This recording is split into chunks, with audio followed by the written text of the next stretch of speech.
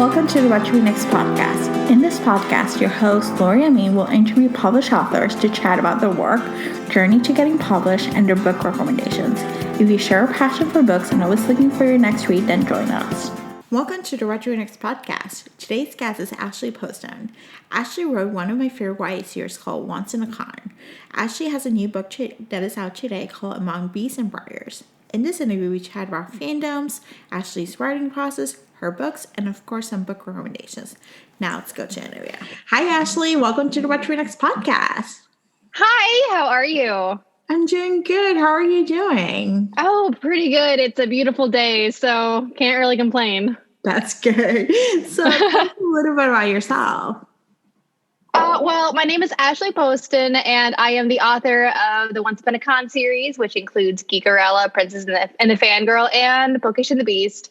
I also wrote a space fantasy duology called Heart of Iron and the sequel, Soul of Stars, and my newest book coming out on October 20th, which is Among the Beasts and Briars, which is a fun little fairy tale romp through a cursed wood.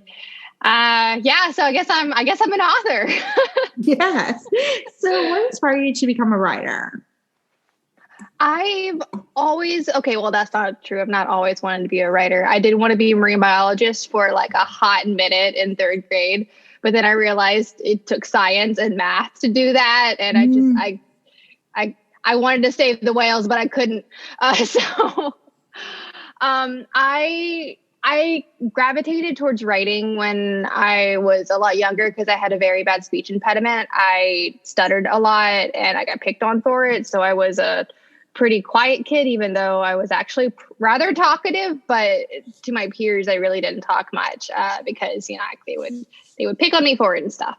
So I went to speech therapy and all that. And while I was like working through that, I found fanfic. In like 5th and 6th grade. That was during like a really rough part of my middle school years. Everyone has a rough middle school experience, I feel. But I started in fanfic and I realized that, what I'm thinking, I can actually put into words and I can make it sound like beautiful and I can like explore what I want to in writing. So I started to do that in fanfic because it's what I knew best. And I thought it was really cool to like play in someone else's world. So I started writing Yu-Gi-Oh fanfic when I was in 6th grade. And I still write fanfic today. I think it's a great character study, but that's kind of how I started. And then I went on to write some plays in high school and won some awards for it. I was a graphic designer for a while. I graduated university with an English degree and an advertising PR minor. I went on to work at Kodansha USA in their like marketing department, doing stuff for like Sailor Moon and Attack on Titan. Because I'm a huge anime nerd, by the way. So I did that for a while. And then I also worked at Bloomsbury as a marketing designer, designing lots of cool swag for some really awesome books. And then I had the opportunity to go a full-time author. And I had enough books coming out that I had to concentrate on them. And so that's how that happened. That's how I am where I am right now. I love your journey. I love that, it started from an idea, started with fan fiction, and then it just evolved and you took different detours, but it still led you to writing. It's an escape. It's a place for you to share your stories. Yeah, in my like professional career, I've always gravitated around some sort of like bookish thing. So even if I wasn't writing, I was still like adjacent to it. Even in college, I was a page at a library and I was assistant to a screenwriter. And I helped him like pin a nonfiction novel about bringing anime and manga to like a westernized world and how localization works and all of that fun stuff. And so I've just kind of always like gravitated around the bookish community because I apparently love it a lot. So I love it. So what was your journey to get that first book published? It was a very, very long one. My agent, Holly Root, she put out, well, okay, let me go back a little bit. I had 52 rejections by the time I queried my current agent, Holly Root. And I had queried like that's those rejections were from 2 different novels. And so she put out a call for a space opera, and I was like, "Hey, I have Anastasia in space. Let's try it." So I shot my shot, and yeah, she somehow she was like, "Yeah, sure, I love your voice," and I was like, "Cool."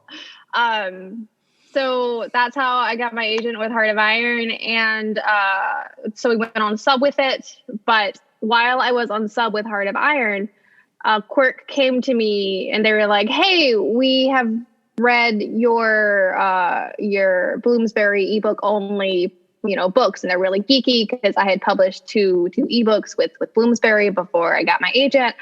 And they're like, "Hey, we like how geeky you are. We like your voice. Do you want to try out for this IP project?" And I was like, "Yeah, sure. Why not? What is it?" And they're like, "Well, it's Cinderella at a sci-fi convention." And I was like, "What?" It was like the dog sort of thing. And I was like, "Yes, 100%. I want to try out for this." And so I did. And like, it's really funny because I had been trying to work on a contemporary like cosplay story of my own for a while, and like nothing fit. And so finally they're like, "Oh, hey, how about try Cinderella?" And I was like, "What? Oh my gosh, this might actually work." And yeah, somehow they chose me to write Geekerella, and I was just so excited. And then after I got the deal for Geekerella, about 3 months later, I sold Heart of Iron. So it's just really funny how publishing works sometimes. Heart of Iron was on sub for 8.5 months, and I got Geekerella in the meantime, and that took like maybe a month and a half. And so I'm like, "What is time? It's okay. This is fine." So yeah, that's kind of how my first 2 books came about, because they were kind of like working in tandem with each other. But yeah, I'm really happy that I got the chance to write the Once Upon a Con series, and that like they chose me, and I got to put my own twist on things, and I got to explore fandom and the community that basically raised me. I found out so many things while I was in fandom. I still am in fandom, but I realized so much about myself, like RPing and talking to other like people in like the fandom. And it was really great to like transition my own experiences to a book form, and then have other people read those books and go, "Oh, me too. This is me too." And I was like, "Oh, I thought I was the only one." So it was really eye-opening and really great. And, sometimes I feel like, especially when we like something a lot and we're a fan of something, we're the only one in like real life who likes it, But then like, even if you have friends online, it's like, they're still distant, and it's still like through social media, and it's still virtually. But I don't know, it feels like books speak in a different way because they're more tactile, I guess. And it's like, "Oh, well, that's me too. Like I see myself in these characters or in this fandom or in this experience." And yeah, it was just really nice. I really enjoyed it. So I'm curious, which fandoms do you gravitate towards?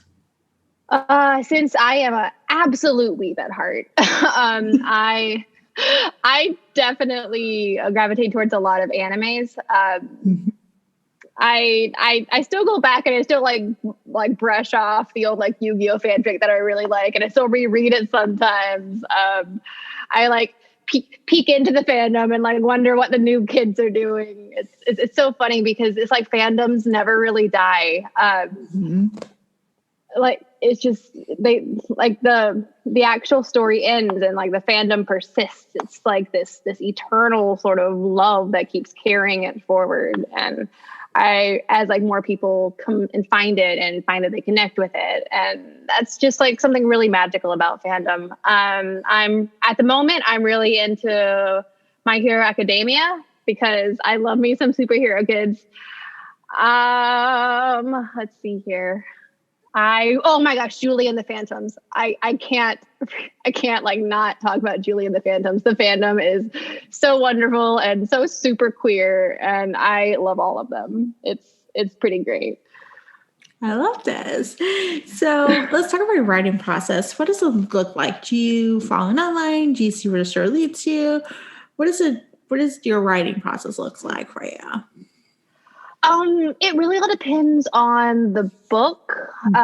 So for the last few books that I've sold, I've had this, I sold an outline. So I sold a proposal, but I sometimes like outlining an entire book first and then like writing it. So the way I outline a book is not the way I think a lot of my peers outline a book, which is really, really funny. I end up basically writing a zero draft, which is all of the scenes that I really want in there. And then it's connected by like short summaries of what happens between those scenes. And like that's basically my my proposal. It's usually at least 50 pages. It's the entire book. And then on top of that, it's usually 50 pages of the first 50 pages.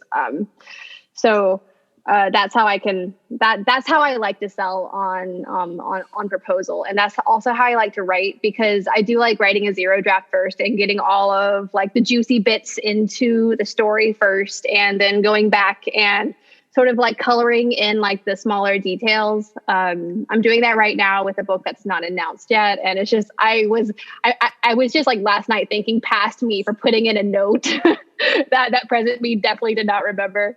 And it's like, I keep on revisiting and rediscovering these characters as I'm writing them, because it's been at least a few months since I wrote the zero draft. And so when I'm like writing it, it's like discovering everything all over again. It's like a path you tread once, but then you kind of like, go off and you do life, and then you come back to that same like heart in the woods, and you're like, oh, I forgot the path. Let's see if I can find it. So, and then like your past you left you markers along the path, and it's just, it's so fun. And I love like piecing things together. Like I love puzzles and everything. So, that's kind of how I do it. It's a mess, but it's my like perfect blend of chaos. I love this. And so let's talk about characters. How did they come to you? Do you brainstorm them beforehand? Do they just appear? Like, what's the process of developing your characters? I wish I brainstormed them beforehand. I think that would make everything just so much easier. But I usually don't start with characters. I usually start with like an instance or something that I want to explore. There are a few times when I start with like a scene, like just like, for instance, in Heart of Iron, the first scene that ever came to me that I ever thought about was the scene where Anna and Dai, they're jumping from one ship to another, in space. And so that was the first thing I wrote, and I wrote it. I didn't know who either of these people were. I didn't know. I knew that Dai was an android, and I knew that Anna was like a space adventurer. I didn't know she was a space pirate at the time. And that was the first image that I had. And so I usually carry those images with me, like as I write, because I'm a very visual person, and so I really like to hold on to like that feeling of like how, like what that image like evoked in me. And so that's kind of how I flesh out the characters, because I was like, oh, who is this girl, and who is this android, and like why are they jumping from ship to ship, and like what's happening, and so I like to explore things that way through the actual writing of the book. So it's kind of a difficult question to answer, because it all like pieces together, like between plot and character and like theme and motive and everything. It just all kind of like coalesces together to make certain characters. There are some instances where like, okay, this character is going to be this way, or like that character is going to like that. Like, for instance, in Bookish and the Beast, I had to write Vance a certain way. Because of Bookish and the Beast, there's like in the original Beauty and the Beast fairy tale, there is this really, really like difficult power dynamic to kind of work through, and transitioning that power dynamic to contemporary wasn't really going to work, and I just kind of got like squicky thinking about it. So instead, I had to like kind of reinvent the beastie wheel, I guess. Mm-hmm. And so I had to level out the power dynamic, but to do that, I had to know like what Vance was about and who he was and like what his deal was before going in and finding out, you know, what Rosie loved, how she reacted to certain things. And if I'm like writing a scene and the scene is not working, I will actually put the characters in like a fanfic trope. I dropped Rosie and Vance into a coffee shop AU to try and like see how they interacted with each other. And I did the same with Jess and Imogen in Princess and the Fangirl. I didn't know.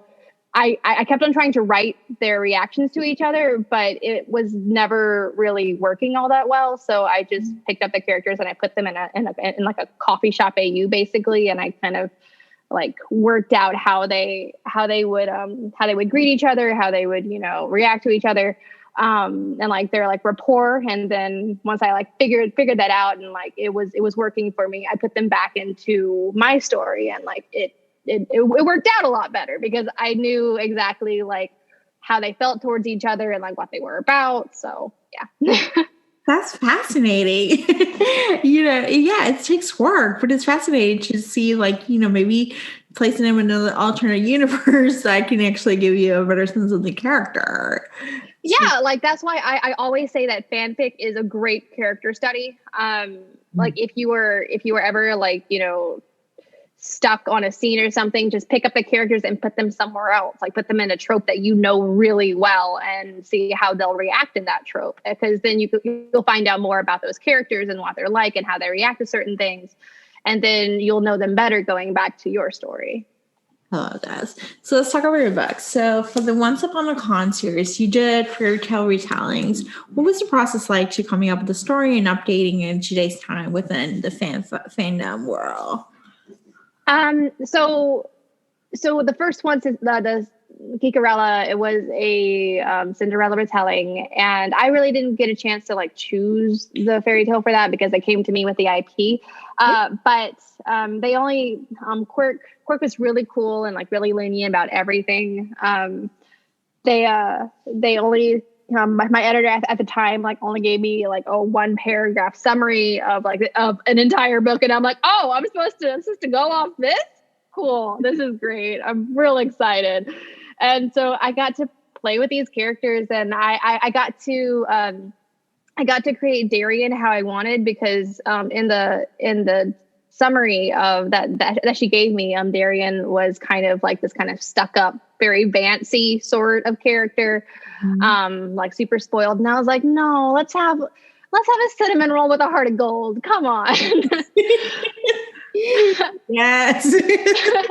I mean, come on. Let's just have a fanboy, like a really, really like non-toxic fanboy. Let's have a non-toxic love interest for once in a Cinderella retelling. So I kind of went about restructuring the Cinderella retelling with like the goalpost that I needed to achieve. Like I knew that she was a cosplayer, and so I had to weave cosplaying into the original fairy tale. And then I knew that the ball was going to be at the convention, Excelsicon.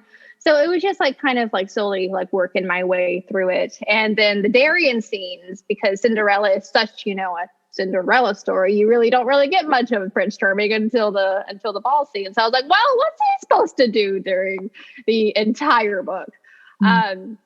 And that's when I thought about the You Got Mail aspect of it, where like they're texting each other and not knowing, you know, who the other person is really. And I was like, yeah, this is great. I love this. And it was a trope that I absolutely adored in fanfic, actually. So I was like, okay, yeah, let's do this. Let's see how this works. And it worked out so well. It was just a bunch of like happy coincidences just piling up together to create Geekerella. For Princess and the Fangirl, it was like close to the same. My editor and I, we worked together to find a fairy tale that we both agreed on. And then I just went to work basically fleshing it out. And I knew that I wanted Jess to be one of the main characters because Jess was one of my favorite characters in Geekerella, and I wanted to explore her, and like the fact that she was gay. I was like, yes, I have to do this. Because I am also queer. So I wanted to have like some aspect of, I guess, myself in one of my books. Of course there's gonna be more, going forward, but yeah, so that was fun. And then with Bookish and the Beast, I was like, look, if this is the last one, can I please do Beauty and the Beast? This is what I know so well. Can I please do it? And they're like, oh, okay, yeah, I guess. And I'm like, look, you either give me Beauty and the Beast or you give me Snow White and I write a reverse harem. Like, your choice. Oh my gosh. and they were like, well, with Beauty and the Beast. And I'm like, smart choice, but also 7 really hot guys in a room would have been really fun to write too. Yes, as a romance reader, I'm like, yes, please. It's like if I ever write another Once Upon a Con, that's gonna be it. It's gonna be a Snow White retelling. It's gonna be 7 hot dudes in a room being so romantically attracted to each other. It's unreal. Like, that's gonna be it. But yeah, so I got to write my favorite fairy tale, Beauty and the Beast, and I had been looking forward to it for so long. I had put like little like nuggets of it in both Geekerella and Princess and the Fangirl, like hoping that like if I dreamed it hard enough, I could somehow will this book into existence. And then in Bookish and then when they said yes, I was like, oh my God, I actually have to connect all these plot lines now. Crap. But it was a lot of fun. Oh my gosh. It was a lot of fun to read them. So as a reader, I absolutely adore it. Like, I absolutely adore the retellings because you had a unique spin to them. Like, it was just like, it was a fun book to read, which is like, when you're looking for books, like, I think books in the pandemic, I think this is like a great series to read, or like, it's just a fun, world. When once upon a time, we used to go to clubs, Yeah, it's like, oh, once upon a time, 1 million years ago, we actually all crowded within a meat packing building, and we somehow bumped elbows. Yes. Oh my God. Strange. Awesome. So let's talk about your latest release, which is Among Beasts and Briars. You mentioned it's a fairy tale wood curse world. So what was the source of inspiration? So I first wrote this book at the end of 2015, beginning of 2016, when like the world started going to, hell in a handbasket. Yeah. And I was like, I need to just get away. And so for 2 weeks, I did nothing but like fast draft this novel. And like the first draft is nothing like what readers will read on Tuesday. But I needed to get lost in something that like had perils and, had like a will they, won't they romance, and that had all my favorite tropes. But I knew at the end there was going to be a happy ending, that things were going to work out. Mm-hmm. And I wanted to write a book where like, even from the beginning, like you knew things were going to work out, that like, oh, this isn't the kind of fairy tale where everyone dies at the end. This is the one where things actually somehow work out. And so I found like the voice for Karis very early on, because she was like, she's so uncertain about like her future and like what she wants, and like she's very happy in her small little bubble, and like I felt that way until like the bubble burst, and then we all realized, oh, like we're not we're in trouble, guys. And so it was a way for me to kind of like explore those feelings and like also like being able to tell a story about, you know, how like the things you think are the truth might not be the truth. And like the stories that we tell might not be what actually happened. It's kind of like a very, very lighthearted take on revisionist history, basically. Mm-hmm. And I just wanted to tell a story about a girl who gets lost in the woods, and has to have help from a talking bear and a fox turned human. I mean, you know, just the simple things in life. Yeah. Yes, I have to tell you, it was just like, I'm grateful like it had a happy ending, because there were some times where like it can be a doozy. You go through all this journey, you go through all this emotional breakdown, and it's like not a happy ending. And this was like, it all came together in a way that I was like, oh, okay. It feels good. It feels like a balm to my soul. So I love the journey of her trying to figure out how to fix this world hell in a handbasket that happened, you know, mm-hmm. And having the fox come in and be like, you know, being so uncertain about his stuff, his role, and just this whole process of just going through. And then the ending, I have to tell you, I loved, there was like beyond, like after you were done, there was still more to come. And it was like this nugget of like this truffle of joy, you know? I know, right? Oh my gosh. So with those like post-ending credits is what I call them. I asked my editor, I was like, Jordan, can I do something kind of weird? And he was like, what do you mean? I was like, can I put two post-ending scenes into this book? And he was like, yeah, sure. So I did. And I was like, cool, great. Now people are expecting more books about them. No, is it going to be a standalone or? So the way Among the Beasts and Briars is structured, it is a standalone.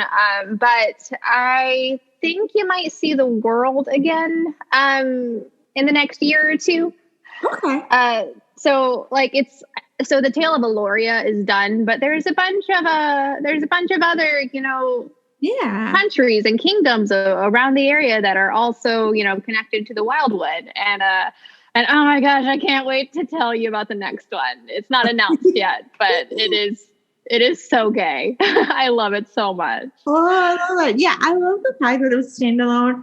I have a thing about YA series because I'm a voracious reader, and so I will binge read the series. So the series needs to be completed in order for me to read it, because otherwise I'm like, I hate waiting for a year. So it was one of those books I was like, let me just pray for the best. And I was like, it was such a satisfying ending that I was like, oh, this feels like perfect. Like I can recommend this to my friends to pick it up and read it now, not wait. I know I love standalone so much. And so yeah, you're not going to see. You might see Karis and Fox again, but not as main characters. Yeah. It's going to be kind of like the Once Upon a Con series where they're all companions to each other, but you can read them separately because they all take place in different parts of the world. Yeah. So. Oh, I'm so excited. So now let's go to a round of book recommendations. This is an opportunity for you to share with the audience what they should read next. What is your favorite genre? My favorite genre is I really like contemporary, like paranormal and contemporary fantasy. I'm just super trash for it. I love it. What has been a book that you read this past year that you loved? I loved Legendborn by Tracy Deonn. Like, holy cow. Like, I never read a book in one day, and I 100% read that book in one day. And that's a chunky boy. Like, that book is super, super thick. And I breezed right through it. I loved it so much. Oh, I have to pick it up. I know I heard great things about it. And if you read it in one day, I feel like that's going to be a great book to read. It is part of a series though. So there's an asterisk there. Okay. That's good to know. Thank you. Of course. So, Ashley, tell us where we can find you online. You can find me at Ash Poston on Twitter. I usually just talk a lot about the anime that I'm watching and the manga that I'm reading and the fanfic that I'm writing, but never giving you the username for. And you can find me at _Ash Poston on Instagram because someone is sitting on my name and I am very upset. Oh no. They're not even posting anything on it. They're just literally sitting on it. And I'm like, come on, that's my name. Can I have my name? But no, it's fine. So _Ash Poston on Insta. You can find me around on TikTok at not Ashley Poston. And also on Tumblr at the same URL. And you can visit my website at www.ashposton.com. Awesome. Thank you, Ashley, for being on the show. Of course. Thank you so much for inviting me. This was so much fun. If you enjoyed this podcast, feel free to share with friends, subscribe, or rate and review the show. This is the easiest way to support this podcast. Want to join a romance-loving community? Want weekly book recommendations, monthly author Q&As, and book recommendation meetups? Make new friends? Then join our Patreon community. To sign up, please follow the links in the show notes. What to Read Next podcast is part of the Frolic Podcast Network. Find more podcasts to love on frolic.media/podcast. Thank you so much for listening and have a great day.